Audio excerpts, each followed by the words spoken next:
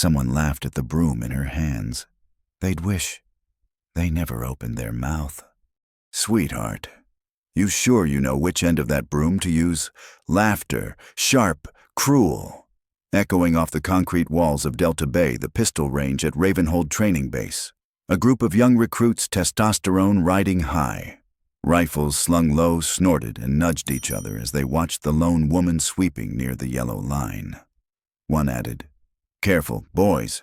She might trip and sweep herself into the wrong lane." They didn't know her name. They didn't care. To them, she was just part of the cleaning crew assigned to clear brass and stay out of the way. On the roster, she was listed as Technical Specialist Rourke, civilian contractor, no insignia, no file photo. To most, she didn't even rate a second glance. She didn't flinch, didn't look up. She just kept sweeping. The heavy push broom glided in slow, deliberate arcs gathering spent shell casings into a neat, glinting pile beneath the morning sun. There was no embarrassment, no tension, only an eerie calm. From the observation tower, Colonel Darnell Keene leaned forward slightly.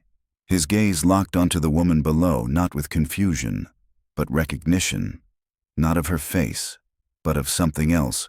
Posture, awareness, discipline. She didn't just sweep.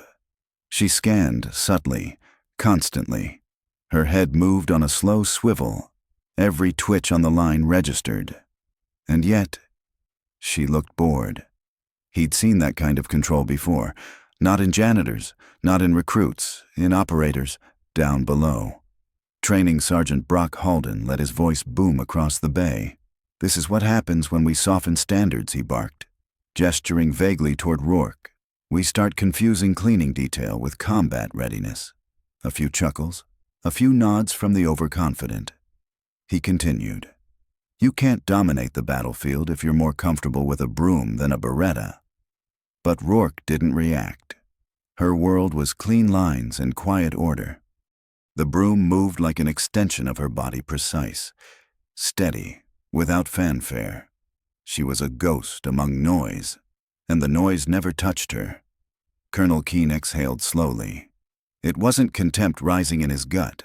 It was something colder, premonition. He'd seen arrogance before, but this was something else. There was going to be a lesson here today, and none of them were ready for it. Qualification day always separated the talkers from the shooters. Careers were made or broken on groupings the size of a quarter, and Halden ruled this bay like a lion. Convinced he knew who belonged where, right now. He believed Lena Rourke didn't belong anywhere near the line. But when a nervous private fumbled his clearing drill and was dismissed with a shout, a ripple of silence swept across the range. There was an empty spot. Lane 4, wide open. Colonel Keene reached for the PA mic, and history began to move. A moment of silence stretched tense, brittle. Then came the voice. Clear, crisp, commanding. "Gunny, we've got an empty lane. Fill it. Specialist Rourke, you're up." The announcement from Colonel Keene crackled from the tower, cutting through the heat like a blade. The recruits blinked. Some scoffed. Training Sergeant Halden blinked twice, as if he'd misheard. He turned toward the tower, his voice already twisting into protest. "Sir, with all due resp." But the colonel's glare, hard and frozen, cut through him like live current. It said everything. It ended everything. "Understood, sir," Halden managed, swallowing the rest of the sentence like it tasted of rust. On the range below, Lena Rourke moved for the first time. She placed the broom deliberately against the wall.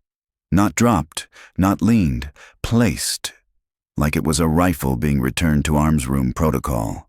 Then she stepped forward, slow, controlled. Each movement had gravity. The crowd's smirks began to slip. At the bench, she picked up the Beretta M9, her hands moving over the weapon with a touch that was too practiced to be casual. No exaggerated movements. No flair. Just silent fluency. She didn't adjust her stance. She became it. Weaver's stance. Perfect geometry, shoulders squared. elbows locked in that quiet coil of coiled force. This wasn't performance, it was deployment. Even the air seemed to take a step back. The range timer buzzed. What happened next didn't feel like shooting. It felt like physics being rewritten. Her draw wasn't fast, it was instant. The pistol appeared in her hands as if it had been waiting there. One smooth arc from holster to target, no excess, no flourish. Crack, crack. 2 shots, nearly indistinguishable, like thunder deciding to speak twice in one breath. Then silence, not the awkward silence of confusion, the sacred silence of something irreversible. Every head turned first to her, standing still, pistol lowering with surgical calm, then to the target.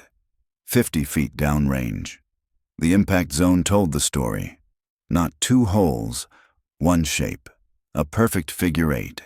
The kind of shot you read about in old training manuals but never actually saw outside of legend. A controlled pair so tight, so precise. It seemed to insult the laws of human error. Even Sergeant Halden couldn't move. His jaw was somewhere near his collarbone. His worldview had just imploded.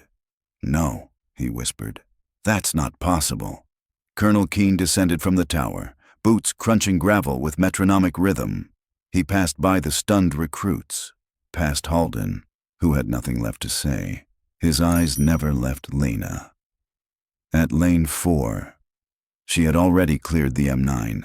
Slide back, chamber checked, magazine out.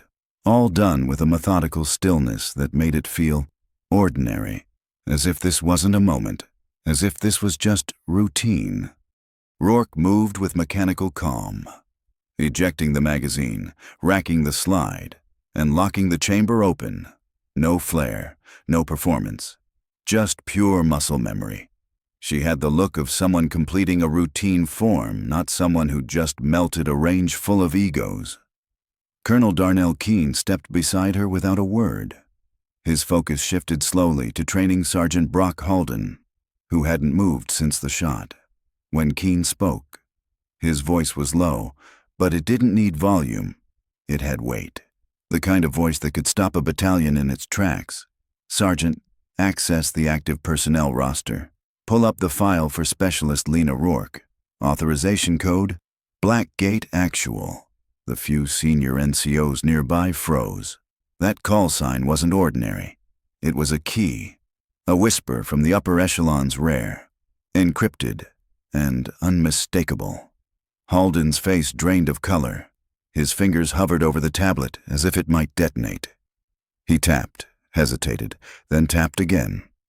The screen flickered, stalled, and then the file began to load, and everything changed. There was no profile photo, no base assignment, just a name, and black bars, ghost file, access level command staff only, redactions heavy. But what peeked through was enough to collapse a lifetime of assumptions. Name Rourke. Lena J. Rank Lieutenant Grade, 4-Unit Phoenix Group Direct Action Element. Primary designation, Covert, CQB Specialist, Secondary MOS Master Weapons Instructor Assignment. Status Administrative Cover, Ravenhold. Pending redeployment cover identity, Civilian Technical Specialist, embedded per directive. Shadowlock Halden didn't blink. Because now he understood. The quiet woman with the broom wasn't an afterthought. She was an apex predator in plain sight. Decorations: Triple Distinguished Pistol Marksman, Phoenix Cross for Tactical Excellence, 3-time champion, Interforce Close Quarters Trials, Joint Forces Medal with V device, deployment record redacted. Each line hit harder than the last. This wasn't just someone who could shoot. This was someone who had rewritten the doctrine of shooting. The kind of professional who made legends nervous. Colonel Keene turned back toward her. She now stood at relaxed parade rest, calm. Unreadable. He raised his right hand. No words, no speech. Just a crisp, slow salute delivered with the kind of reverence that doesn't come from rank, but from recognition. "Ma'am," he said, his voice carrying across the stunned range. "Apologies for the interruption to your duties. Please, carry on." Rourke nodded once. No pride, no smirk, just acknowledgement. But the silence didn't end there, because the legend had just begun. By sundown, the story had spread not like gossip, but like wildfire, through barracks, through mess halls, through the walls of the officers' club, and into whispered memory. Lane 4 wasn't Lane 4 anymore. It was Rourke's lane now. By the next morning, Lane 4 had become a kind of shrine. Young Marines stood in the exact spot Rourke had fired from, trying to recreate the impossible stillness of her posture, the precision of her draw, the quiet gravity that somehow echoed louder than any round ever could. But the biggest shift wasn't in them. It was in Training Sergeant Halden. Gone was the bark, the strut, the dismissive smirk. He showed up earlier than anyone else, long before the first relay, and there, on the same concrete deck he once ruled with swagger, Halden walked out with a push broom in his hand. No one watched, no one filmed it. But maybe that's why it mattered. He swept every inch of Delta Bay slowly, methodically, with the same quiet care Rourke had shown days before. It wasn't punishment. It was something deeper, a silent, solitary act of penance. That afternoon, Rourke stood quietly in the corner of the weapons maintenance bay, overseeing a disassembly drill. She corrected form only when necessary. Her presence was unobtrusive but unmistakable. Halden entered with none of his usual bluster. His hands were empty, his voice uncertain. "Ma'am, I was ignorant. I was unprofessional. I was wrong." The room stilled for a moment, as if the concrete itself was listening. "If you have a moment, I'd be honored if you'd show me the mechanics of your holster clearance." It wasn't just a request for technique. It was something else. He wasn't asking for knowledge. He was asking for forgiveness. Rourke looked at him, expression unreadable, and gave a small, respectful nod. There was no speech, no smug grin. "No, I told you so." Because her vindication was never about his humiliation. She didn't need to win. She needed him to grow. She led him to a quiet corner of the armory, out of sight, out of reach from the curiosity of others. And then she began. "Elbows the pivot," she said. "Keep it tucked. Don't lift from the shoulder. Rotate from the core. Smooth is fast. Don't chase the weapon, let it come to you." Each word was deliberate, sharpened over years of necessity. It wasn't a lecture. It was a gift. Rourke didn't teach like someone who had something to prove. She taught like someone who had already been through the crucible and come out with clarity, not ego. She wasn't basking in the legend they had just written around her. She was too busy doing the quiet work legends are built on. Rourke's professionalism was absolute. She never bragged, never explained, because her skill didn't need a spotlight, only a target. Colonel Keene had heard whispers of what happened between her and Halden, the quiet instruction, the humility, the grace. So he did what leaders rarely do. He preserved the moment. He retrieved the original target from Lane 4 himself. 2 overlapping holes, clean, cold, surgical. He had it framed in hardened glass and mounted inside the range control tower. Above the observation window, below it, a small brass plaque. The Rourke double tap proof that mastery needs no noise. It became more than a story. It became a monument. Months passed, then nearly a year. A fresh cycle of recruits stood on the line at Ravenhold Training Base, still wide-eyed, still half-formed.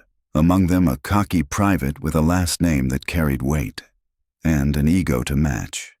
He leaned toward the young woman beside him, her stance unsteady, her grip unsure. "Need me to show you how to hold that thing right?" "Sweetheart." But before the final syllable left his lips, Sergeant Halden appeared behind him like a shadow. Not shouting, not scowling, just still. The private straightened instinctively, as if sensing something ancient. Halden didn't speak right away. He just raised his chin toward the tower window above them. "You see that target, Private?" The young man followed his gaze.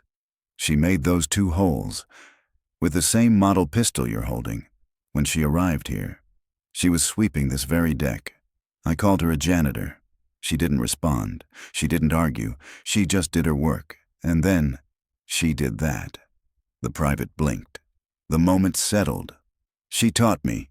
Now I'm teaching you. The most dangerous person on this range isn't the one making the most noise. Let your skill do the talking. It wasn't a correction. It was a doctrine.